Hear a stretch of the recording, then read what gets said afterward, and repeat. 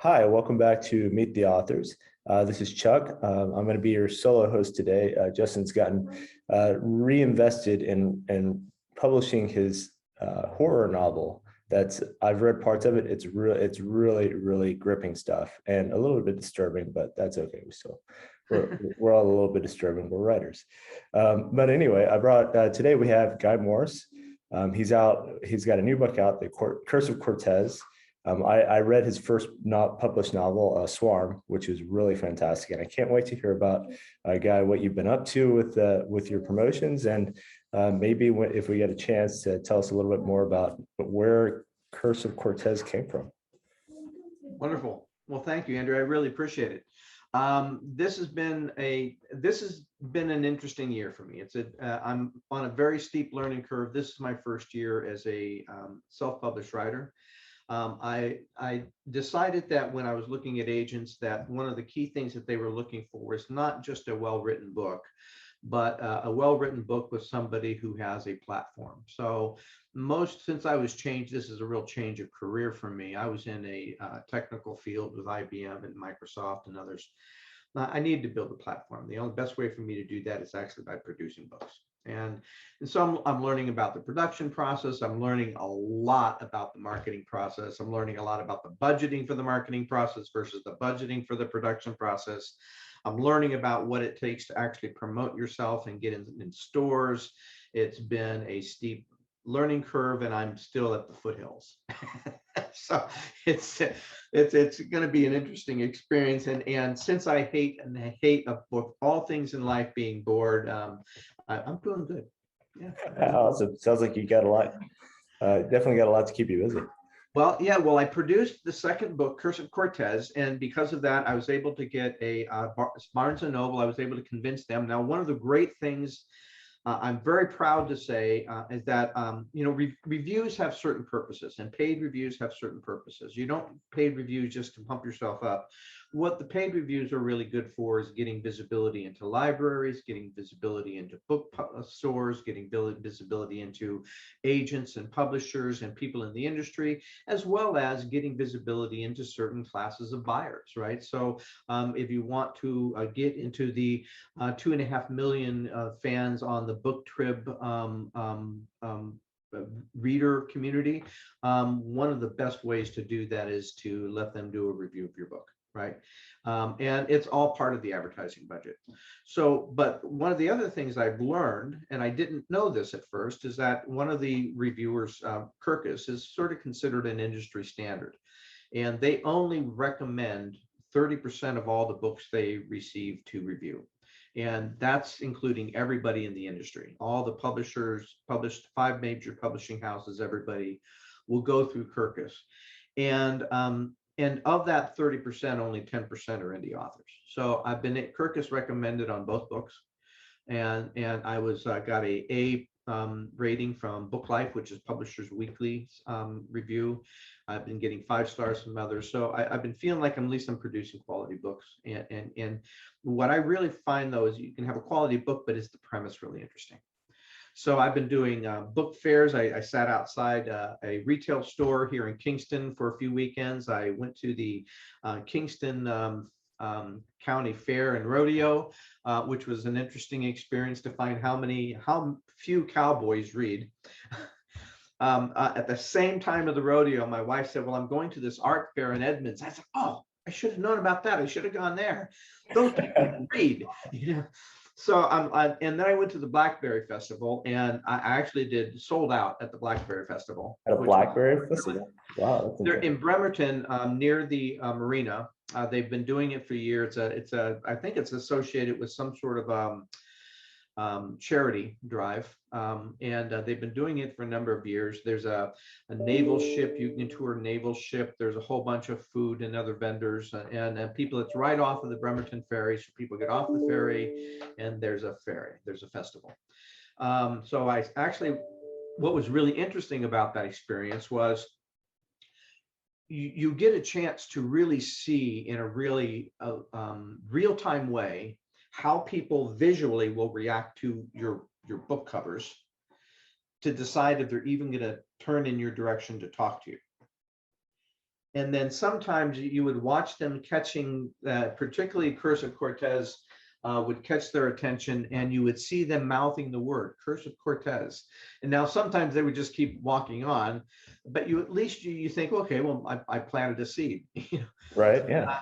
But it was interesting. And then you're doing your pitch of your book hundreds of times until you're sick of hearing it yourself. But in that, I really was able to find what really attracted people to the two books. Now, you've read Swarm. I won't go into a lot of detail on Swarm. I'll just, for the readers who don't know, Swarm is inspired by a true story of a program that escaped the Lawrence Livermore laboratories at Sandia and has not been recaptured. And let me rephrase that for people who aren't really clear what that means. A spy program escaped the NSA spy labs at Sandia and is still loose on the internet today. I know that to be true because when I figured it out, the FBI decided to pay me a visit, decided how I figured out something that was supposed to be top secret. That's the baseline premise, real line premise that went behind Swarm. And you, Charles, you've read Swarm, so you kind of have an idea of what that really meant then and what it really means now. And while it seems fantastical in ways, every single one of the functional attributes in that book are actually based on real, actual AIs and softwares functioning today. Yeah, I have a software background and a technology background for 2 decades. And one of the things that impressed me about the novel is how realistic your grasp of technology was, and how all the pieces fit together in a way that was actually, even the technology of the time that the novel takes place in. So I thought it was very well done. Thank you, and yet still scary. Still a lot to be. You don't need to go sci-fi to get scary. That's for sure. So let me tell you a little about Curse of Cortez. Was a different novel. I actually wrote Curse of Cortez first and then put it aside because I was trying to get an agent and wasn't successful. I think it's because of the way I approach agents, and might be, but the bottom line, and I don't have a platform. But the Curse of Cortez was written first. It actually started, the germ of Cortez started as a short story for my son 30 years ago or so years ago.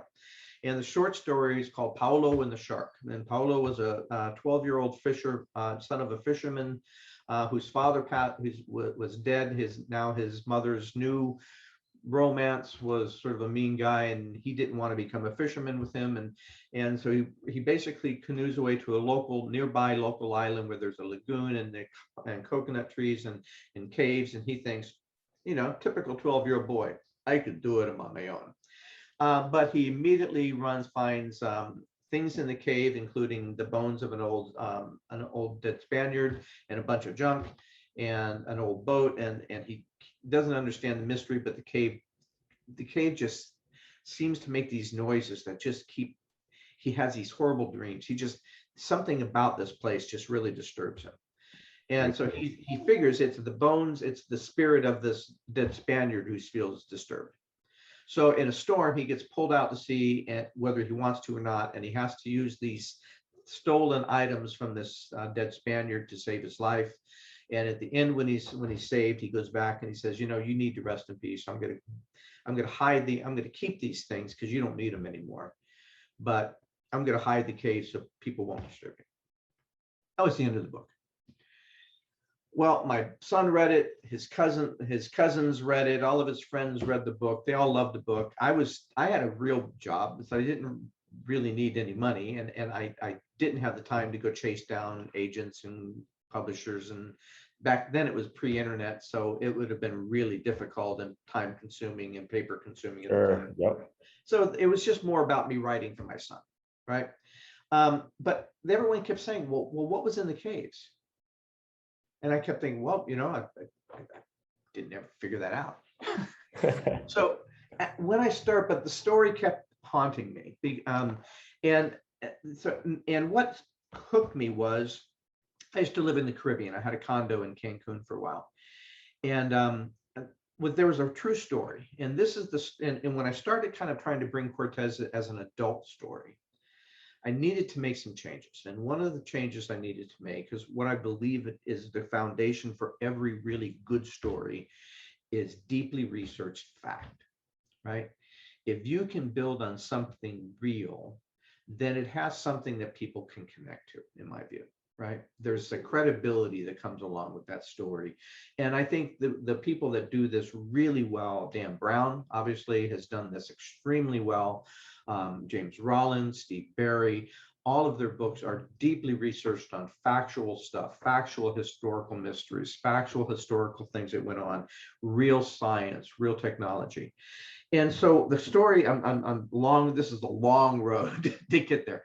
The story that hooked me was in 1672, Henry Morgan abandoned, he didn't lose it, he abandoned a 30-ton, billion-dollar plunder, along with 450 souls, 3 ships, never seen again.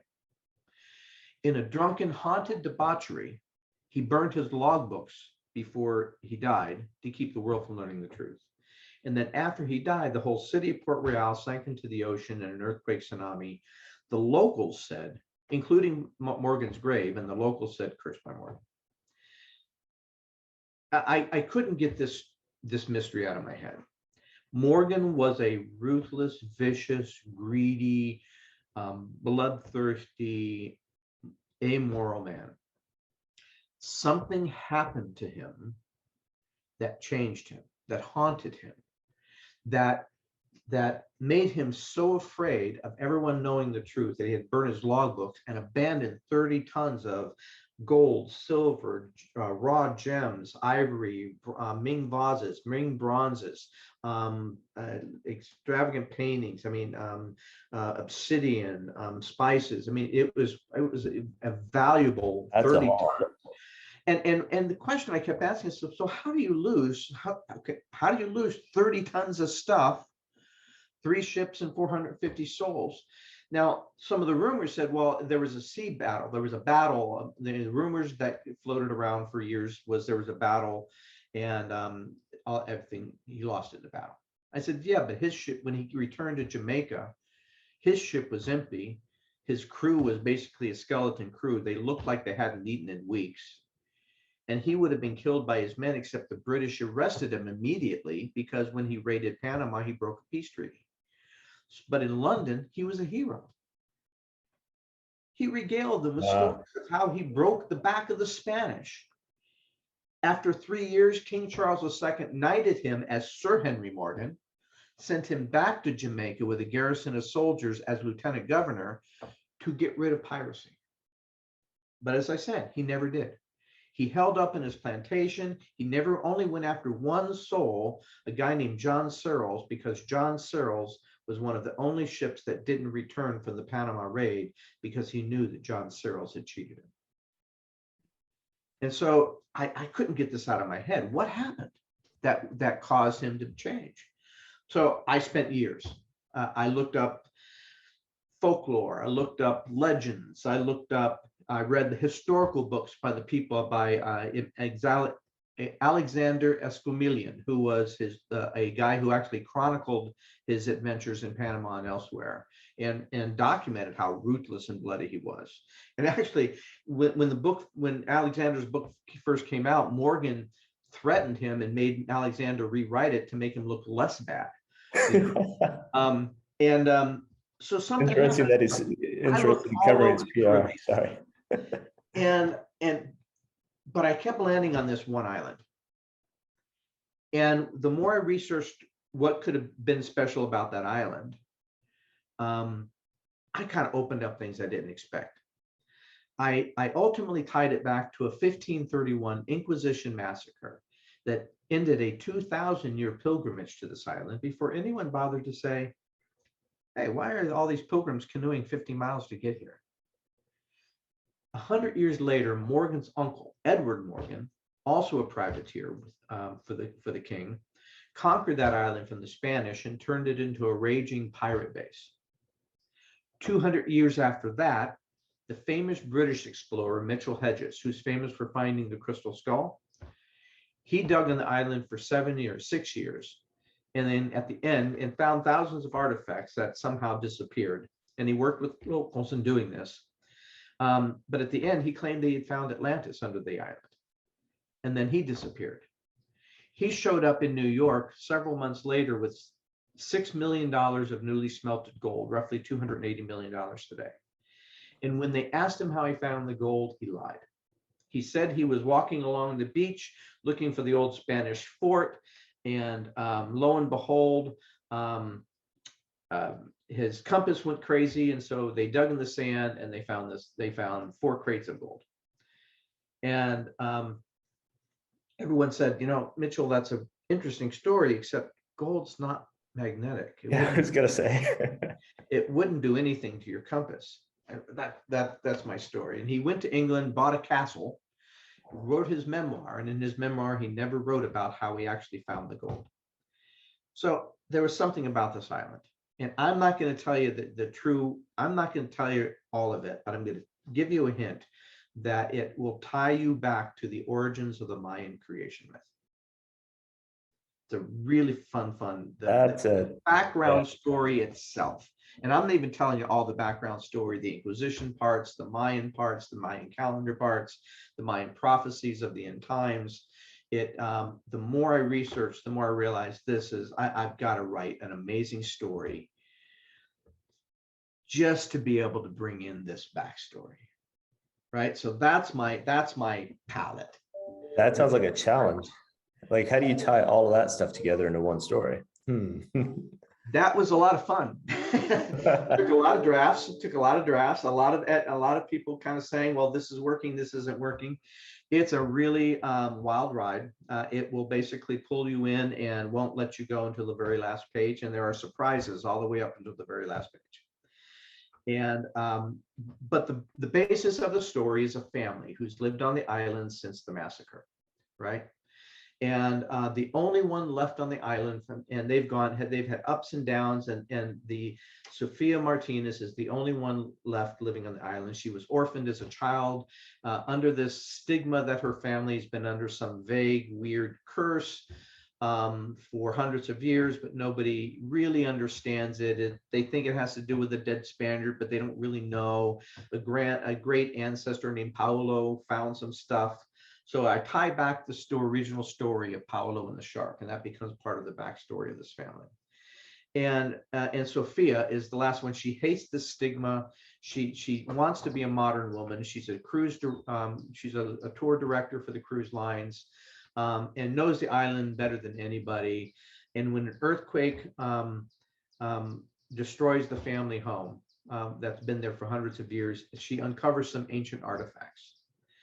And an obsidian dagger, a broken compass, a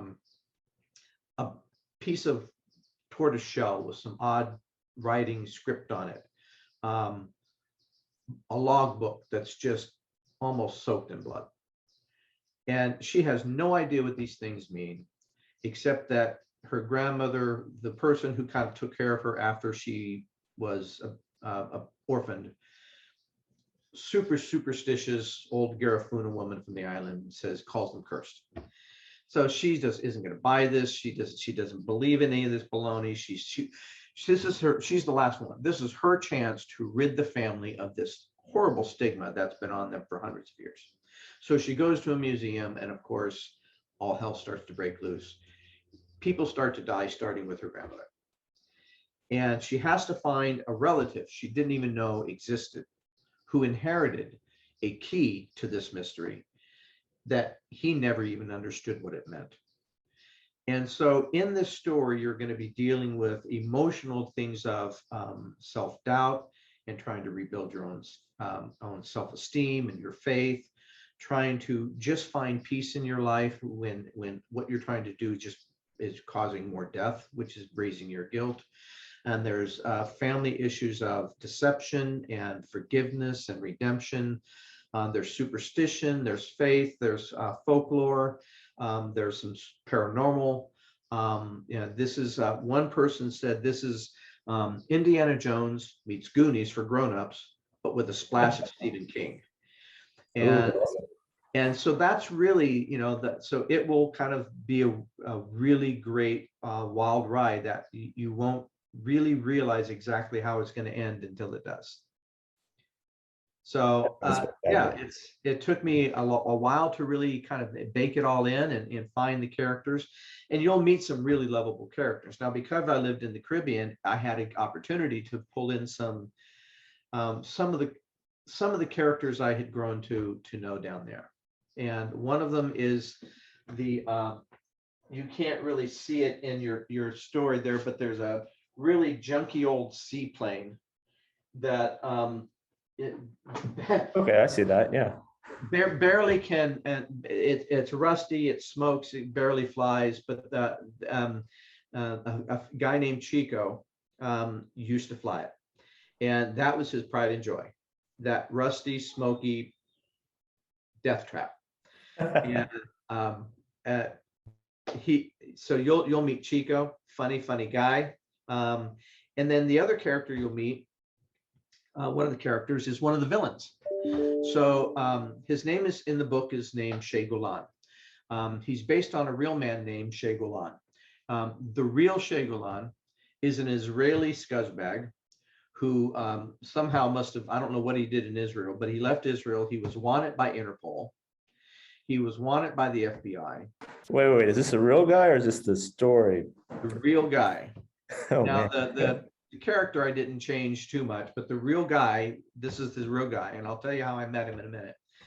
Wanted by Interpol, wanted by the FBI. He was working in Cancun doing kind of dirty con work for the Zeta cartels, while he was also conning Americans and others who owned condos down there, where he would basically con his way into the condo and then basically stay there until they got the court to get rid of him 2-3 years later. And people wouldn't be able to use it. They wouldn't be able to rent it. He would live there for free on the beach. And ultimately, you know, he'd get some little slap on the wrist and move to another one and do the same thing. Well, so he conned his way into my condo. And when I figured it out, I went down to Cancun to face him. And he's a tall guy, and he had a tall bodyguard friend and a real big, ugly Doberman. And he had basically taken over my place. And he basically, you know, I told him he had to get out. And, you know, when he said, you know, and he explained his whole thing that, you know, Mexican law, I couldn't do a thing. And I said, I don't really give a crap about Mexican law. You're going to get out. And so he said, well, you know, you mess with me and they're just going to find your body in the lagoon. Wow. Okay. What do you say to that? I grew up, when I was 13 years old, I was a runaway street kid on the streets of LA. You don't threaten a traumatized kid. Just not smart. Without thinking, my wife was standing there. I stepped up on there was a little step up to the entry to the condo building. So since he was taller than me, I stepped up a step so I could look him in the eye. And I told him he didn't have the blankety blank cojones to blankety blank F with me, and that he was going to go down, and that I was the wrong pudgy little gringo to mess with. And that, you know, that was his one and final warning. And that if he wasn't out by the end of the weekend, hell would break loose. So he kind of did one of these, like he wasn't expecting. Oh, yeah, probably not used to that. Huh? You know, wasn't expecting to have somebody respond to a death threat with, you know, oh no, you didn't. And so I went into the condo management office, and I said, I want my power turned off. I want the gas turned off. I want the water turned off. I want my elevator turned off. I said, nothing gets turned on. Make him walk up the damn stairs, 14 floors. I said, I want nothing turned on until you see it from me in writing, and I'll confirm it with a phone call. So for the next 2 months, he made their life a living hell. He bashed in holes in the walls, and he cut things, and he tried to ruin things and send me pictures on my email saying, I'm ruining your place, I'm ruining your place. And all that time I was like, well, you know, your time will come. And so I was figuring out what I was going to do. I found out I had to do the research to actually learn his background. I talked to the FBI. The FBI would take care of him if I could give him over the border, but they didn't really have an extradition treaty with Mexico where they could get him. I said, why not? I said, so it was all of this 2 months of trying to figure out what to do and how to do it. I gotcha. Yep. I went down a couple times. I even met with, there was one night in Cancun, 1 o'clock in the morning, where it was behind the local Kinkos, where I met with Jose. And Jose worked with the Zeta cartel. And I explained my situation, and they knew Shay. Nobody liked him. But for 25 grand, they would take him into the jungle and get rid of him permanently.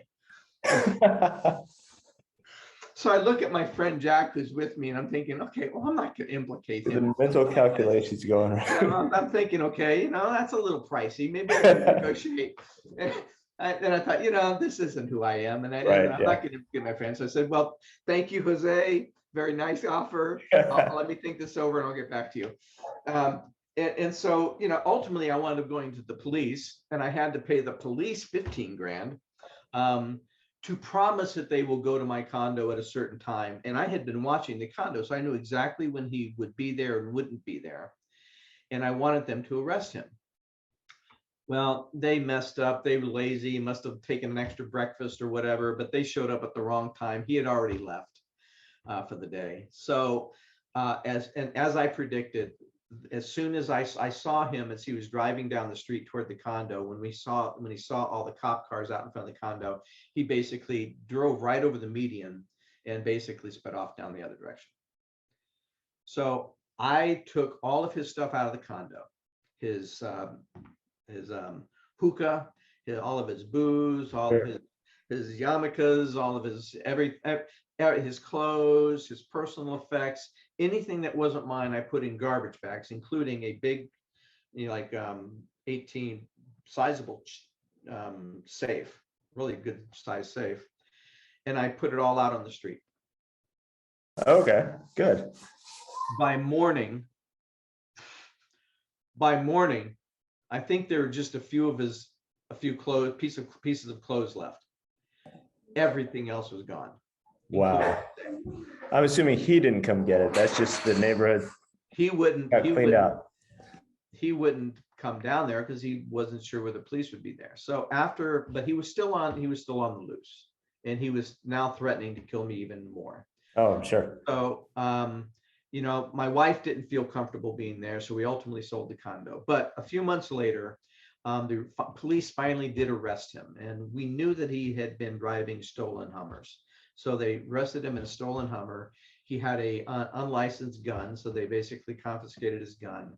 He was in jail for about 5 months, and he finally, I don't know who he got to bribe his way out, but he had to pay 50 grand to bribe his way out of jail. So the last I heard of him, he was living, and I contacted every hotel, every apartment building, every condo, and all from Yucatan all the way down to Playa del Carmen. And I sent him his picture. I sent him his police record. I sent him his threats to me and some of the emails that he had sent to me. And I said, do not do business with this man. You do so at your own risk.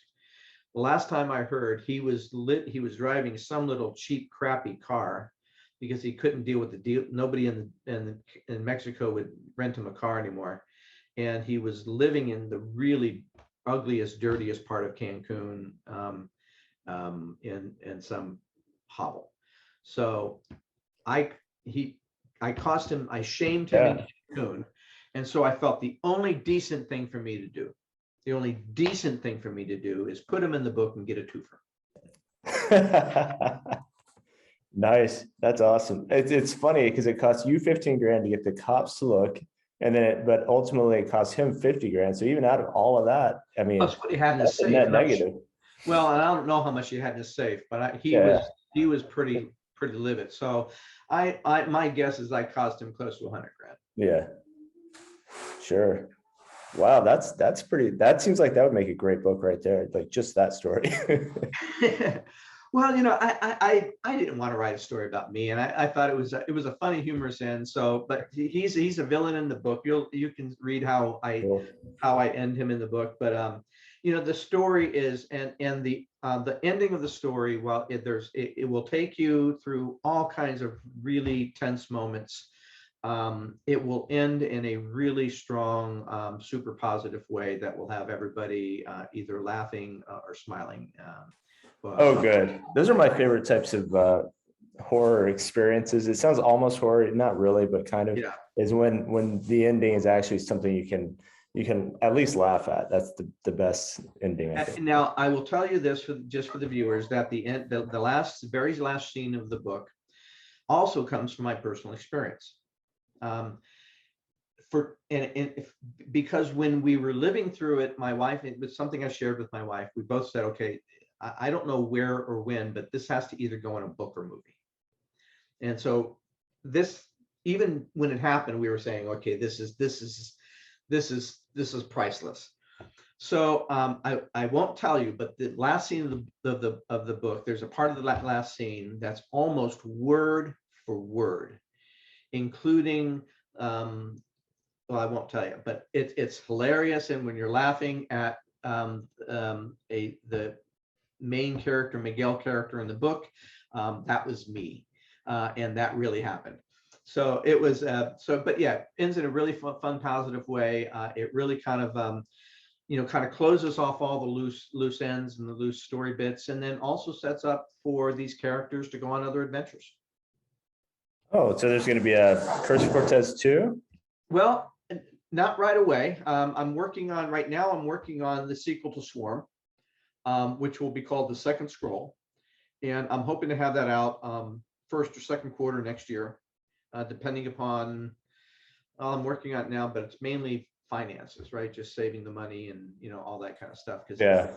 it's to do it right. I hire Reed C designers and Reed C, editors, and I try and, even though I'm independently published, I try and produce a professionally published book. So that costs money. So it's mainly the cost. But the Second Scrolls really got some amazing story elements in it too. It will take you closer to Israel. It will deal with the Ark of a true real live Ark of the Covenant that's on the black market. Oh, okay. Take you to a true real live clue that could lead to the Ark of Testimony, the one built by Moses, hidden in the desert near Jerusalem, and that's never been found, but we know how to find it. It's all politics and how to get there. So it will kind of really heighten that sense that you started in Swarm of, where are these prophecies going? What are the real things going into place that are making these things that seem impossible, feasible? And then what's the next step? So and the characters will start going through other journeys as well, on a personal level. So I'm really working on the AI theme. The threat that will go through the theme is based on actual DoD research done by the RAND Corporation. So I've been able to download a number of different, because they're a public company, some of their publications about some of these threats and where those threats really lie. And I've been connecting kind of what I call the Putin's long game to why solar winds and those similar kinds of threats, which we knew about it. We knew we were vulnerable 10 years ago at Microsoft, because I sat with a guy who worked with Steve Ballmer in the Presidential Security Commission trying to highlight how we needed to fix some of these things, and of course nobody wants to do anything. And then I'll bring in, I've been reading some books on the background that most people aren't really reading around the corruption that really surrounded Jeffrey Epstein, and Ghislaine Maxwell's father, Robert Maxwell, who was a spy for Israel and a spy for Russia, who they believe was murdered by Mossad after he had embezzled $1.2 billion from his company's employee pension funds. Some of that money, I think, there's a real easy line to draw between Maxwell and how Epstein got some of his $557 million start wealth. So both of those guys tie to another guy who was involved in the human trafficking trade named Adnan Khashoggi, who was the cousin of the guy who the Crown Prince murdered. He was involved in, he had like mega yachts. he was also a friend of all these guys, including Trump and all these other guys, Bill, some of the people that are associated with that. So I've been kind of looking at that whole piece of, who has the compromise to basically manipulate people, and what's their game in doing it. And so I'll be tying that in as well. Oh, wow. Okay. I can't wait for that one. That sounds Yeah. intriguing. It's a delicate balance. It's a lot of information and I'm trying to kind of base it on real. And then of course I've got to bring my fictitious story, my fictional story, and characters on top of that. But yeah, and so I'm still, and every time I kind of get to a little bit and I have to stop and say, well, I need to go do more research on this one. So Okay. it's it's a lot of cool stuff. That's neat. Yeah. The research, and it's interesting because like your background is so interesting and engaging, and these people that you're researching, there's so many possible stories that, like, just that what you just talked about, there's so many stories. I can already feel all the stories that are like mixed up in that. So deciding which one to present and how to tell it in an engaging way is, as an author, that's a challenge. Well, for me, part of it, the way I'm trying to pull all this stuff in, is almost like here's the setting, here's the background. Like if you were in a historical fiction, you would talk about what the king was doing, or what the law that he passed, or the effect that it was having on the people, or the treaty that he had just signed, or you'd be bringing that kind of stuff in. So, and you'd be bringing it in as part of what the interesting or the fun part is for me, is figuring out which character introduces this information into the story, right? So it's not just information that you just want out there and it's about that information. It's all background information. The story will still be about the main characters and what they're trying to go through, and what they're trying to navigate is understanding everything through these filters of, what's real versus what's meaningless, right? And so the characters, that there'll be different characters that will understand different aspects of this history and be bringing it in. Some of them, wanting to kill Derek, some of them wanting to do other things. Now, there's a controversial part of the plot that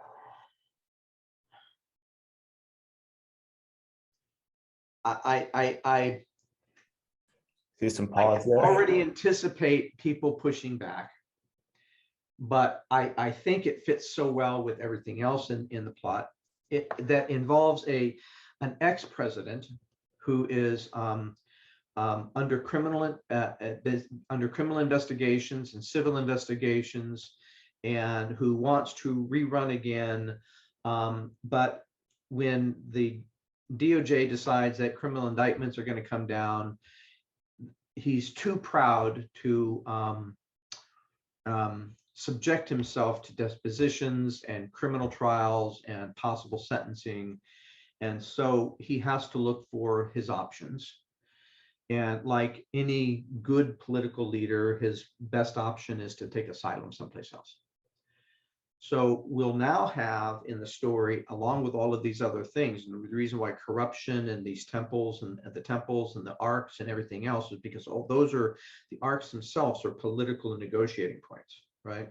For peace. Oh, sure. Yeah. Huge. Right? Yeah. And so we're dealing with the peace agreement between Saudi Arabia and Israel. Saudi is basically interested in peace, but because they basically want to have this common threat against Iran.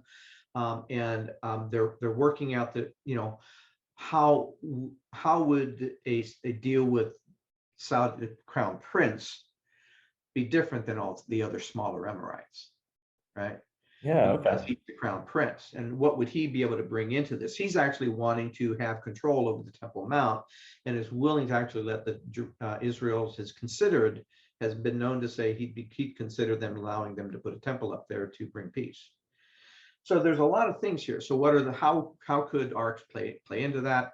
And so, and how would the global international security apparatus, international intelligence apparatus react to an ex-president outside of the protection of Secret Service, subject to interrogations, subject to perhaps worse, where national secrets could be revealed. How would our allies want to react to us in that kind of situation? So part of all of this going on is to introduce that concept, only because I think it feels plausible in our current scenario, but certainly isn't a done deal. And I could, but it's a great plot point, right? for an American book that you don't normally see.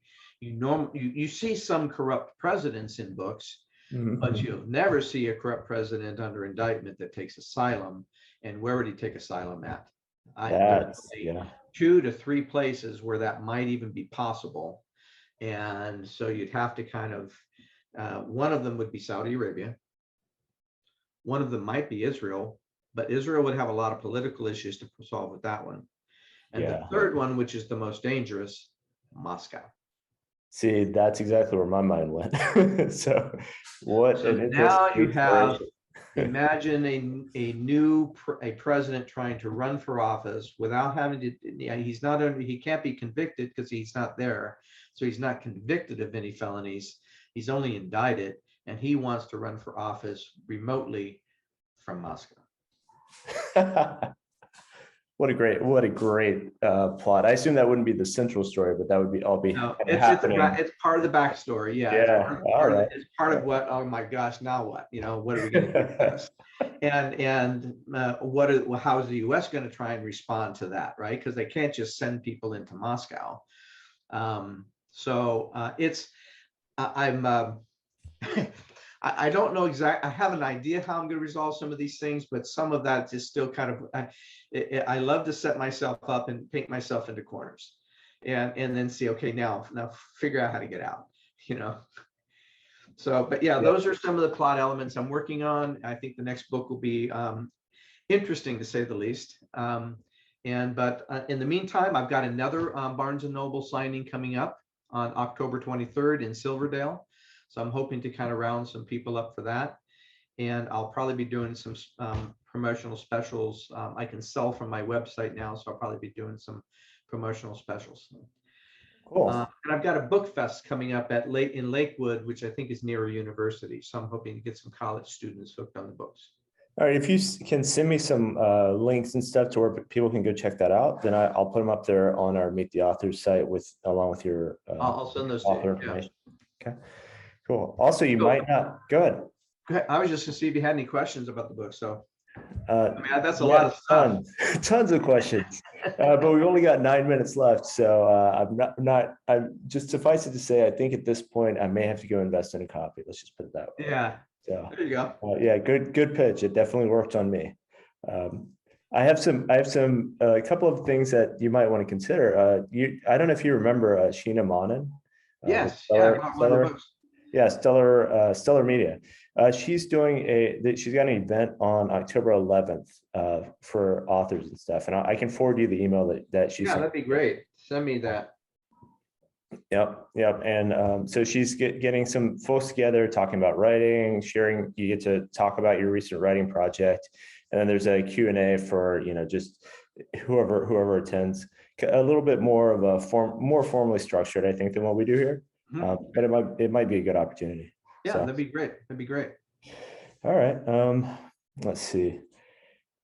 I guess we're about at time. I did have a question about you mentioned Kirkus reviews a couple of times. Just thinking about our authors who subscribe to this podcast. You mentioned that 30% of the Kirkus reviews get approved. I guess my question, you may not be able to answer this, but my question is more. Go ahead. Yeah, my question is about how, is Kirkus like a barrier for entry into bookstores? Is that kind of the way that you perceive it? Like, if you can't get past Kirkus, go ahead. Well, I don't know. I mean, certainly there are certain places locally that if you're a local author, they'll take you in regardless, right? But I wanted to go in and get in shelf space in Barnes & Noble. I wanted to get in shelf spaces outside of my immediate geographic area. And Kirkus is well known. They're respected.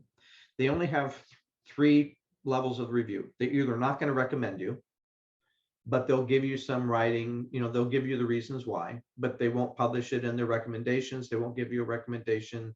They won't write a review. So you can't really, you can't really use that. Or they'll recommend you. And that's 30% of what all the reviews they get. That's only 30% of the books they get, they'll recommend. And as I said, of that, only 10% of the are indies. And then they have one other class, which is only like 1% to maybe 1.5%, 2% of the books they get, which is a Kirkus Star.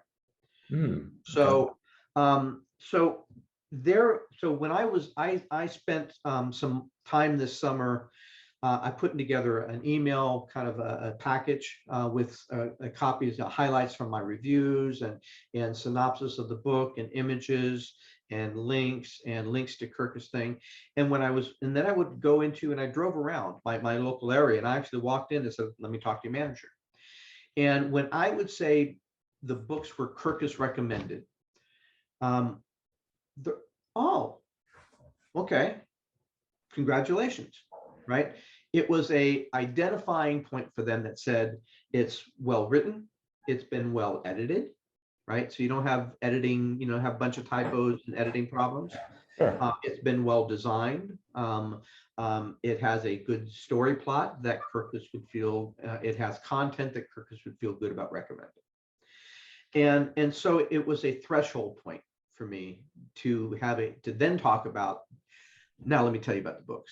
Oh, okay. And then let me tell you about how I'll help, if you agree to carry my book, I'll agree to post geographic ads for your store, right? Yeah. To help co-promote. So if you'll support me, I'll support you. Yeah. But I couldn't get to that conversation.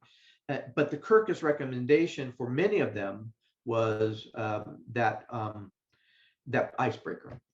Okay. So it's not like, it's not necessarily required. It's not published anywhere, that they don't publish that you have to have a Kirkus review. Oh, but no, if you well, have one, it makes it a little easier.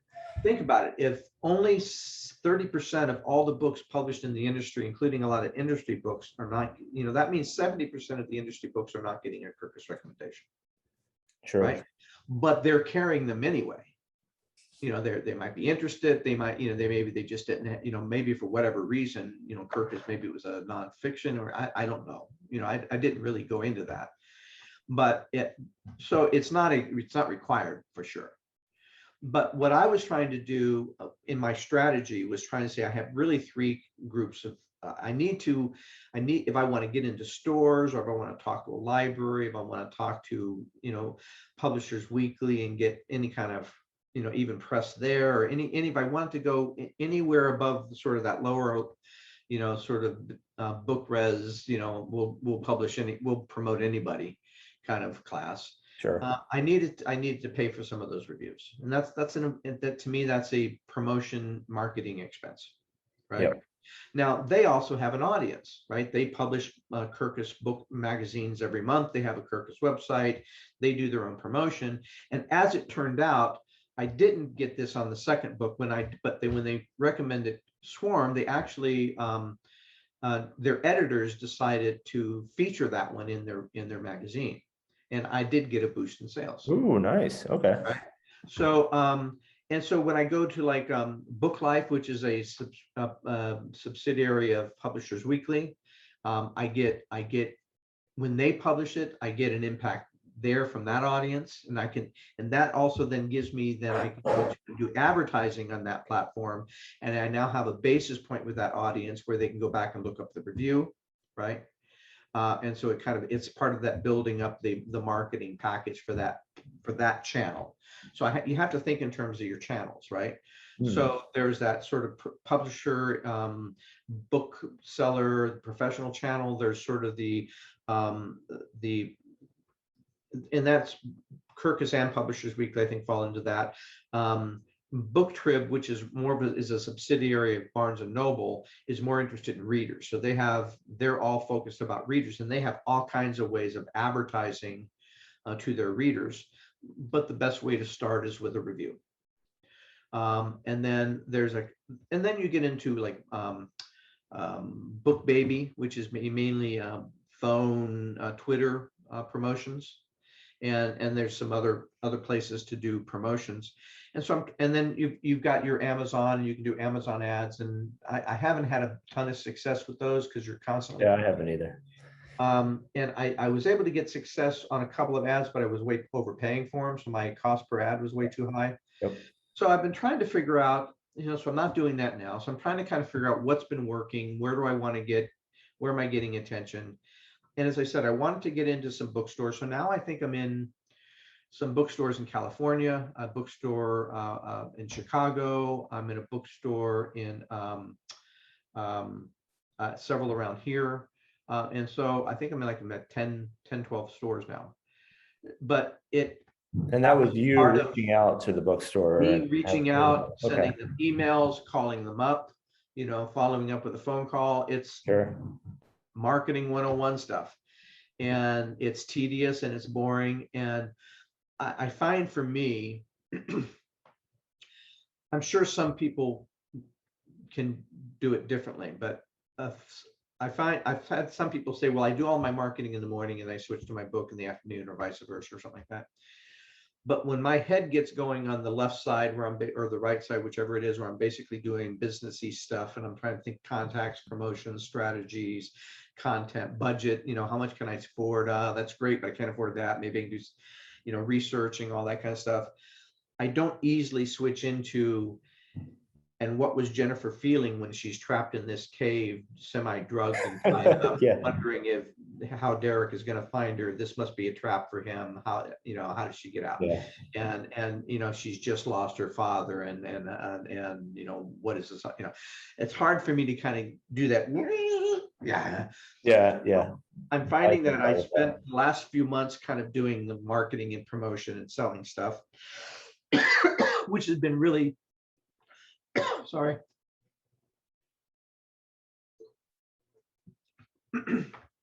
Helpful on the bottom line. But now that I'm trying to get back into the book, the second scroll, I'm finding this, like, I will get there to the point where I'm so into the characters and I'm so into the story and I'm so into the chapters that I'll go through, I'll rewrite, I'll edit it through once and I'll start again, I'll do it again, I'll do it again, then I'll do it again. And I'm so into these characters, it's like, don't put the food under the door, don't bother me now. I'm in the middle of an emotional crisis. Right. I think authors everywhere can identify nothing with else. Yeah. I want nothing else in my view, right? But I'm finding that I can either be deep in one or deep in the other, but I can't be half-assed in both. Right. Yeah. So that's just, I'm finding my cycles. Oh, cool. Yeah, that's a good lesson, actually, because I'm kind of the same way. I get in the zone, then I'm in the zone at whatever it is that I'm doing, and then like switching gears is really expensive for me. So yeah, I got to stay focused on one thing, and that's, I get you. Cool. Well, that's when those bottles behind you come in handy. I'm absolutely convinced that's one of the reasons Hemingway drank. The switch gears. Yeah. You know what? I'm not going to argue with that one. All right. Well, it's been great as usual talking to you. I love talking to you because you've always got a story or something interesting that just even your books are great, and then just everything else is really entertaining too. So thanks for bringing that too. I appreciate the honor, and it's been a pleasure. Thank you, sir. All right. Thank you. All right. Have a great weekend. See you. You too. Bye-bye.